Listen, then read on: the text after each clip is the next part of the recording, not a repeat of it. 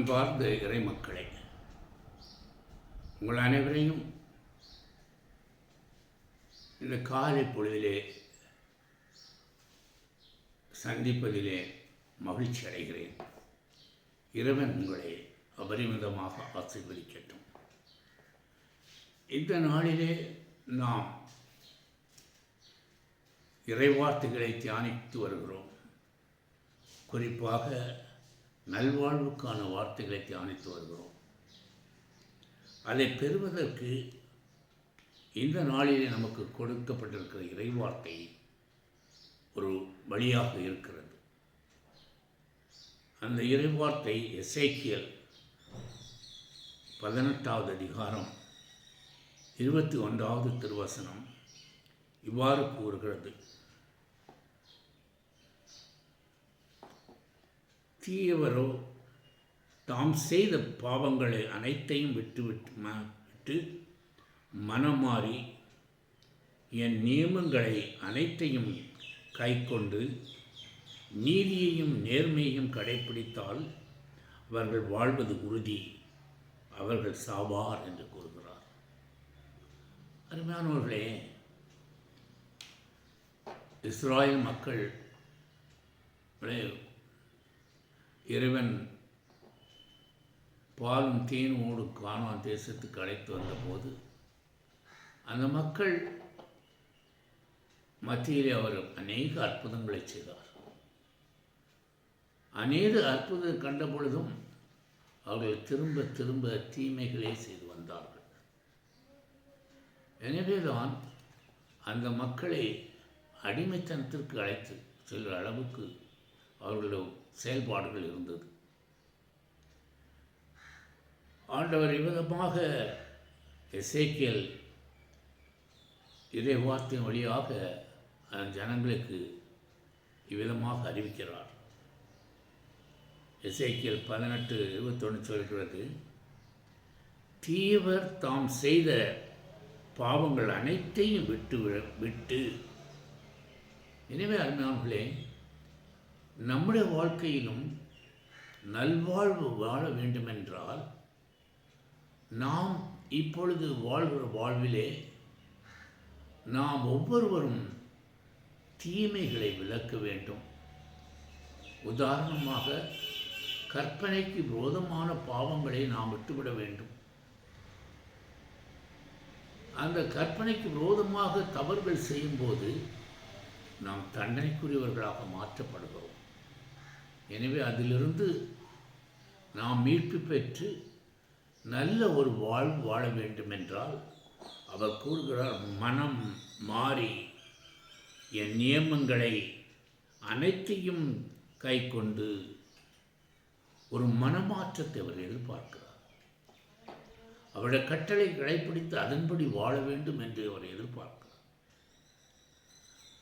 அவர் நம் ஒவ்வொருவருக்கும் இந்த கட்டளைகளை ஏன் கொடுத்தார் என்றால், இந்த உலகத்திலே நாம் நலமாக வளமாக வாழ வேண்டும், உயர்வான வாழ்வு வாழ வேண்டும். இந்த உலக வாழ்வு முடிந்து முடிவில்லாத அந்த பரலோக ராஜ்யத்திற்கு நாம் உரிமையாளர்களாக வேண்டும். என்றென்றும் ஒரு நல்வாழ்வோடு வாழ வேண்டும் என்பதற்காகவே அந்த கட்டளைகளை நமக்கு கொடுத்தார். ஏன்னா அவருடைய நியமங்களை நாம் கடைப்பிடிக்க வேண்டியது நம்முடைய கடமை. இன்றைக்கு அநேகம் பேர் அந்த நியமங்களே அறியாமல் இருக்கிறார்கள், அதை மறந்து விடுகிறார்கள். கடவுள் எதற்கு நமக்கு மனம் போன போக்கிலே அவர்கள் செயல்பட்டு பலவிதமான தீமைகளுக்கு தங்களை கையளித்து அந்த நல்வாழ்வை அவர் கடவுள் கொடுத்த அந்த நல்வாழ்வை இழந்து வாழ்கிறார்கள். எனவே தான் எசேக்கியேல் வழியாக நம்மோடு அவர் பேசுகிறார். நீங்கள் அந்த பழைய தீய வழியை விட்டுவிட்டு என்னுடைய கற்பனை கை கொண்டு வாழ்ந்தீர்கள் என்றால் நீங்கள் அதனுடைய ஆசீர்வாதங்களை பெறுவீர்கள். உங்கள் கருவின் கனி ஆசீர்வதிக்கப்படும், உங்களுடைய ஆடு மாடுகள் ஆசீர்வதிக்கப்படும், நீங்கள் செய்கிற நிலப்புலன்கள் பயிர்கள் சகலமும் ஆசீர்வதிக்கப்படும். மின்னிலிருந்து உங்களுக்காக நான் மழையை பொழிவேன் என்று சொல்கிறார். ஒருபோதும் உன்னை கை நீட்டி கடன் வாங்க விடமாட்டேன், நீ கடன் கொடுப்பவனாக உன்னை உயர்த்துவேன் என்று வாக்குத்தத்தம் கொடுத்திருக்கிறார். நாம் தான் அவர் கொடுத்த சட்டத்தை மறந்து, வாக்குத்தத்தை மறந்து நம்முடைய மனம் போல் வாழ்கிறோம். அவர் சுருக்கமாக கூறினார், நீ நேர்மையோடு வாழ. கொடுக்கப்பட்ட இந்த சில நாட்களே வாழ்கிற நாட்கள். வாழ்வு 70 80 100 வருஷமாக இருக்கலாம்.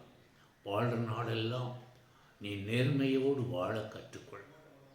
நேர்மையோடு வாழ்வா என்றால் உன் வாழ்வு நெடியதாக இருக்கும். உன் வாழ்வு நலன் நிறைந்த வாழ்வாக இருக்கும். உன் வாழ்விலே தீமைகளை காண மாட்டாய்.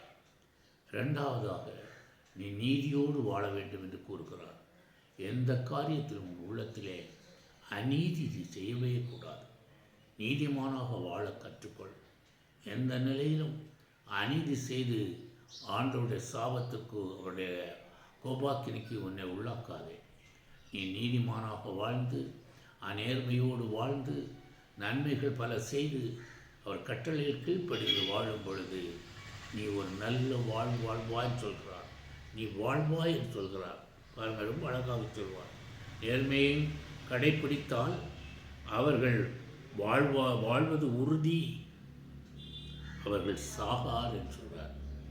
பாவத்தின் சம்பளம் மரணம். எனவே அவர்கள் நீதி நேர்மை நியாயத்தோடு என் கட்டளை எப்படி வாழ்கிறவர்கள் இந்த உலகத்தில் வாழ்வார்கள். அவர்கள் சாக மாட்டார்கள். அவர்கள் நல்வாழ்க்கை இந்த உலகத்திலே அவர்கள் காண்பார்கள் என்று சொல்கிறார். எனவே நாம் ஒவ்வொருவரும் வாழ்கிற இந்த நாட்களிலே நீங்கள் ஒவ்வொருவரும் உங்கள் வாழ்விலே நேர்மை நீதியை கடைப்பிடித்து இறைவனுடைய கட்டளைகளுக்கு கீழ்ப்படிந்து நீங்கள் நடப்பீர்கள் என்றால் உங்களுக்கு எகிப்துக்கு வந்த வாதை உங்கள் மேல் வரவிடவே மாட்டேன்னு சொல்வார். இன்னும் நம்முடைய வாழ்க்கையில் மகிழ்ச்சியை, செல்வத்தை, செழிப்பை காண அவர் நமக்கு இந்த உலகத்திலே நல்ல வாழ்வை கொடுப்பார். இந்த உலக வாழ்வு முடிந்த பிறகும் அந்த முடிவில்லாத அந்த பரலோக வாழ்வுக்கு நம்மை பங்காளிகள் ஆக்குவார். அதற்கு நாம் நம்மை தயார் செய்வோம். இதுவரை நீங்கள் எப்படி வாழ்ந்திருந்தாலும் இன்றிலிருந்து உள்ளத்திலே ஒரு மனமாற்றத்தை கொண்டு வந்து நல்வாழ்வுக்கு உரிமையாக்கிக் கொள்ளும்படி அன்பாக கேட்டுக்கொள்கிறேன். நன்றி. அன்பு தந்தை இறைவா, தர்மையான இறைவார்த்தை எங்களுக்கு தந்து எங்கள் உள்ளத்தில் இருந்த பாவங்களை எல்லாம் எடுத்து மாற்றி நாங்கள் மனம் அருந்தி மனம் திரும்பி ஒரு புது வாழ்வு காண எங்களை நீர் ஆசீர்வதிக்கும்படியாக ஜெபிக்கிறேன். ஒவ்வொரு கேட்டுக்கொண்டிருக்கிற ஒவ்வொரு பிள்ளைகள் உள்ளத்தோடும் நீர் பேசி ஒரு வாழ்விலே ஒரு மாற்றத்தை கொடுக்கும்படியாக, ஒரு நல்வாழ்வை கொடுக்கும்படியாக இயேசுவின் நாமத்திலே உம்மை மன்றாடுகிறேன். ஆமென்.